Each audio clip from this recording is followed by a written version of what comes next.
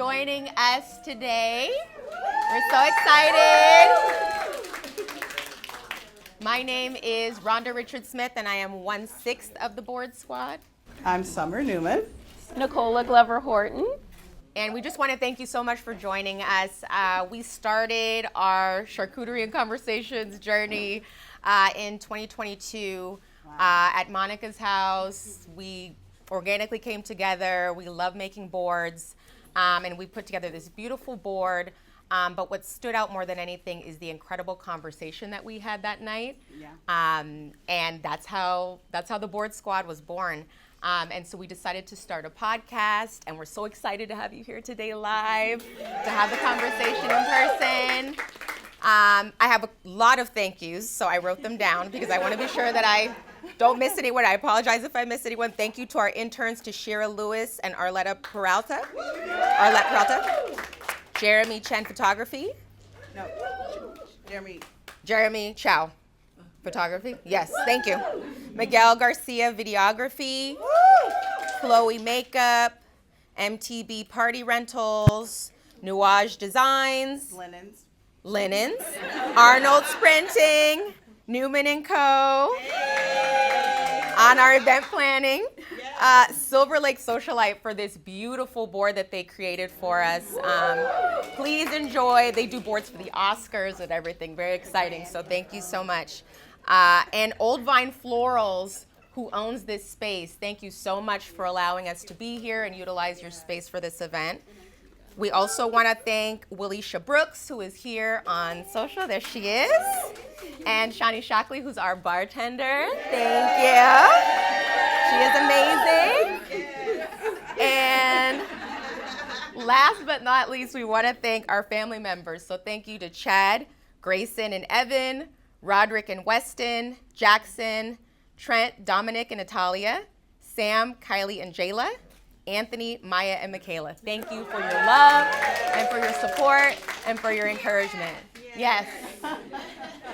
And we're going to go ahead and get started.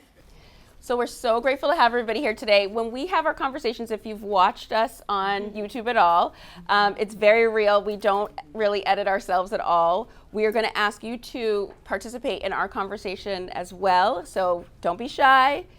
Don't worry. If you need us to block off your face later, just tell us that as you're leaving so that we can do a little.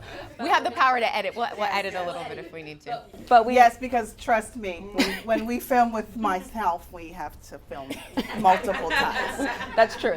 Lots of takes. So today, for our first topic, we're going to be discussing relationship red flags and how to set boundaries in healthy relationships. We try to be as honest as we possibly can. Husbands know that. Sorry, husbands. You may have to close your ears. Yes. They watch it later and say, I'm sorry, what happened? So it offers a lot of great conversation at home. So my first question for you ladies, and I don't have on my glasses, so just know these are middle-aged eyes asking these questions. How do you know that it's time to set boundaries in a relationship of any kind? What is the thing that lets you know that? I think for myself, what I notice most typically happens in my body. So if I'm around someone a lot and I start to feel really tired or drained every time I leave their presence, or if I get off the phone with them and every time I get off the phone, I mean, there are sometimes where I feel like I'm hyperventilating almost, right? So typically for those, that's where I know I need to set a healthier boundary with that person. And it doesn't make them a bad person. It's just for whatever reason, it can elicit a response in me sometimes, conversations and interactions with certain people. So that's where I know I need to make a shift and a change. It doesn't necessarily mean cutting the person out of my life, because that's not necessary or realistic all the time. But I do what I can to just pay attention to those cues in my body where I know something feels off, even if I don't know why. Yep. I do what I can to set a boundary when that comes up. Summer? Yeah. So maybe I started a journey 4 to 5 years ago of dealing with being a people pleaser. And when you are a people pleaser, you really don't recognize boundaries. And so you kind of go through this process of being annoyed that you even said yes to something, and you don't set any boundaries. And so I always found that, I was super irritated. People started saying, "Oh my gosh, you're so difficult." I would be so stressed. And, as I there's always a book. So I read a book. You love a book. You love a book. What's And the book recommendation? the book was, talking about saying no and setting boundaries and dealing with people pleasing. And so that helped me to recognize some of the things that I had been doing, just from childhood to adulthood, things that you do to cope that end up causing you to, not see. This is why Feel we always the take light. care, Yeah, not feel take the care of light. yourself, Yeah. And so I was always super stressed and always super anxious. And we're talking about simple things like, someone asking you, "Can you come over and help me organize this?" Some random thing, or just come hang out. It always gave me all this anxiety. And so I realized that for me, I hadn't been setting the boundaries prior to. So by when little things came up, I couldn't even do those little things. Which is smart, being proactive, because sometimes when you have to set the boundary in the moment, your mind is a little scrambled, so it's hard to do it versus having a plan. I think having a plan when it comes to setting boundaries is really important too. Definitely. Yeah. Does anybody in the audience have any toxic situation that the other person's not here and you want to and you feel like you can share it, or how you worked your way through it? Like, how did you know it was like time to get out of that thing? Oh yeah. Come on, ladies, gentlemen. They're like, don't put me on. Don't put me on. Yes, we've got one right here. Now, I can say it Roberta. because. Mic for you real quick. Oh, okay. Roberta. I can say this. My name is Roberta Ducey. I had an ex-husband that was a narcissist. So I went through 3 years of going through all the stages of dealing with a narcissist. They go through stages. There's the honeymoon phase where they don't argue with you. You're just the greatest and this and that. And then later things change up on you. That's why he didn't argue with me. He was just trying to bait me in, get me into this marriage. And what was the breaking point? Like, when did you know, like, I'm done? He had a secret stuff going on that I didn't know about. There's a lot of secrets going on with these people. They have some agenda. So there was a lot of lies. There was a lot of stories, but I knew something was wrong, but I didn't know what. But the good thing is, it was great because God got me out of that situation and I prospered and moved on, and now I'm married again with a passionate husband. Awesome. Nice. I saw a hand over here first. So for me, I thought toxic relationship I had with a girlfriend, a really good girlfriend. And not to sound weird, but I live in an area where there's not a lot of us. So when I met this person, I was so excited because she looked like me. But in the end, I realized our friendship was a little one-sided because she felt that I was just there for entertainment purposes. Yeah. So to me, I think sometimes when you have a friendship with someone, especially a female that you look up to and you really care about, but then when they start showing you signs that you're not necessarily the friend that you would like to have, it puts you in a sticky situation in how you approach it. And to be honest, my approach to a lot of things is to let people cancel themselves. I don't need to do it for you. That's right. And you have to believe it when you see the signs, right? I think that's the difficult piece. And especially as women, I think, we can be really graceful with each other, which is beautiful. Yeah. But I think the flip side of that, the other side of that coin, is sometimes there are relationships that aren't serving us as women. And emotionally, it's hard. It's hard to accept that. Sometimes While I think, you're in the process. Yeah, those breakups can be harder than romantic relationship breakups. They can, yeah. Right. I know. Right. It makes a big difference. We have someone over here. We had one here, and then we'll come back. Yeah. I've been with a gentleman. We've been together for 12 years. I was married for 13 years in my other life. And so I have to say that with him, there are certain things that I have needs that I recognize with him. We are not always on the same page, and that's okay. We love each other. But, I love, being able to travel. So it's just like, You know, I have to feed myself in the way that actually helps me to keep our relationship strong, keep me strong, you know, as a woman. And so that's the thing. I think that you become a better, whatever allows you to be your better self. Right? And it's just like in being true to that. And so I let him know, it's like, you know, I understand you don't like traveling, but I do. And so it's just like I went to Panama by myself for 10 days and I thoroughly had a wonderful time. I think toxic relationships happen when we're so dependent on other people's for our happiness. And you'll start to see that as you get healthier, as you start setting boundaries, as you start taking care of yourself, eating better, doing little things for yourself, you know, whether it be like going to get your nails done, not worrying about anyone else. It starts to really open your eyes. I would say too, like for me, talking about green flags with our board squad, the thing that let me know that we could be forever, and I would say this is for my relationship with my husband too, this is how you know, is that I know if someone in this group has a dispute with me or doesn't like something I did, they might go talk to someone else and say, can you believe she said that? Can you believe she did this? And I trust that that other person is going to be like, you know, Nicola has good intentions towards you.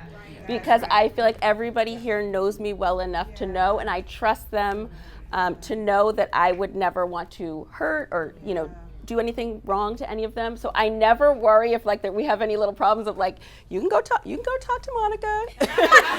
I know she's gonna say Air it out with them. Nicola has your best interest at heart. Our boundaries are really healthy because we are a wide variety of individuals and we allow each other to be who we are. We don't always like it, but we, you know. But it's what makes it work. And I would say in all relationships for me now, that is my barometer, because as 6 people, we've been able to make it work in that way. Yeah. I now say, like, if it doesn't feel like that, I don't. We don't want it. I don't want it. I don't want it. I think we have one more over here. The recommendation is the book Good Boundaries and Goodbyes. That's my recommendation. It's been very helpful, particularly with people you can't necessarily let go of. They may be in your family, but you still need to set good boundaries. So. Okay, we love a good book recommendation. I have another question. As a woman and a mom, there's a lot of pressure to do everything for everyone. How do you set boundaries with your loved ones? I have learned to hire the help I need. And I'm saying that. I'm saying that I'm not even trying to say it in a crazy way, but there are seasons. There are seasons when I can give 100% to being a mom. Maybe I'm not working right now. Maybe I'm just breadcrumbing different opportunities. And there are seasons where it's like you're flourished in your career and you are maxed to capacity. And if you try to be here, everything to this company, everything to your kids, you're going to be nothing to any of them. You're going to be sloppy at the job. You're going to be sloppy at home. For me, if I need to say, hey, I need you to like hire help to pick up my kid from school so that I'm not running across town, frazzled and upset or having an attitude when I'm with my kids. You're bringing them to me and I'm happy. We got a great meal. I got to sneak in my gym time. Like you have to, if that's what you need, that's what you need. And you have to understand the season you're in at any point in your life. That's a word. Over here. While we're passing the mic, I took a trip to Italy and France. My husband said, please go. And I said, I'm going. That's how I set my boundary. I was like, I got to go. I need a break. What I have learned in my years of being a mom, I've learned that for me it's communication with my daughter and with my village. I feel like I used to try to shield my daughter from all of the intricate details of my schedule and things that were going on, just to not burden her or worry her or have her miss me while I'm working and I have the mommy guilt and all of that. But like, as the years have gone on, I've learned it's better for me to let her know what's going on with me, what's happening with my schedule, so that she can be informed and those boundaries are set. She knows, okay, well, mommy has to go to work, so I know not to burden her, bother her, or overwhelm her, and she can respect me in my space. And then, the village as well, people who help me out, my mom, my friends, things like that, letting them know that, this is what's going on with me. So the more I reveal, the more I let them know, the more everyone is in place. Yes, Everyone is need doing their them. job. Yes. Everyone is being helpful. Yes. Everyone is being respectful. And it's just benefiting everybody across the board. Yes. And where you need them. They're in the place you need them to be. Do we have one more? Do we have another? Okay. This is amazing. This is radical. This is our protest. Thank you. Thank you, Board Squad. This is what the work looks like. So this is amazing. And y'all are living life. We are living life, and I'm honored to be here. What it took like for me, I'm gonna keep it all the way real. My kids and my husband had to see the ugly of what it looks like to not be balanced, to be crazy, and to be in my bathroom screaming, like y'all are driving me crazy. And they now know when I say, I need a minute. Yes. I need a break. Yes. I need a trip. Yes. I need nails. Yes. I'm underappreciated. Yes. That y'all need to fall back. And if I'm not okay, y'all are not okay. Yes. And for those of us who have partners, and it's taken almost 13 years of marriage for me to come to my husband and say, I am coming as your wife. Forget these children. Because they wouldn't be here. They wouldn't be here if it weren't for this. So let me center this. And I have to first, I call in the Holy Spirit. Yeah. In that moment. Because I'm like, I don't want to start cussing and crying. And like, we have to get real with our mental health and our self-care and our rest, and y'all look good, and we doing it on this Sunday. This is church, so thank you for this gathering, Board Squad. Thank you. Can I just add on? And we found that balance in those boundaries today, so we doing it. What all of us have in common at the Board Squad is that we all belong to the Mocha Moms.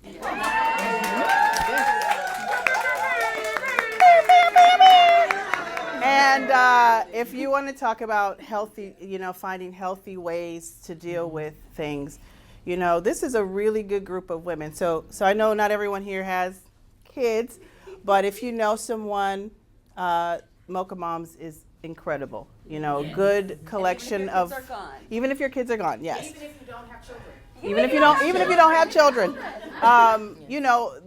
the support. You can cry on the shoulder. I'm losing it. I can't tell y'all, the Talka Latte stays hype. 24/7 is chiming, Finding a core group of individuals to have support is incredibly important. And I feel you on that, because this year and part of last year, I get emotional. Mm-hmm. So my mother came to live with me. And when she came to see me, she saw me lay down on the couch. And she's just, what is going on? Let's go. Get up, get yourself together. I'm a foster mom, and I've adopted my daughter, and we are now fostering her sister. And so setting boundaries, dealing with stress has been very challenging in this season.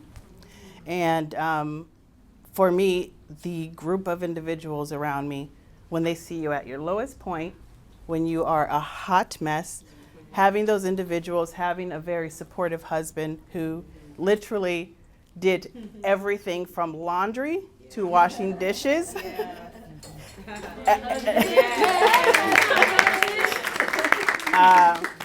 Finding a good support. I mean, I've probably talked to Miguel about this. I've talked to Jeremy about this, and I have a good group at work. I have a good group around me as friends and family. And it is incredibly important that you have those people in place to help you along when you can't set good boundaries for yourself. So, yeah. Thank you, Jesus. So I want to thank you ladies for being open with us. I want to thank you for sharing with us today. We have done today what we usually do together. We try to make a beautiful day for you. We do lots of prep for our own board squad meeting, so we wanted to give just as much love, if not more, for you today. And I hope that you will appreciate and enjoy everything. You deserve it. We're so happy to have you here, and we're just so grateful for you sharing this with us today. Yeah.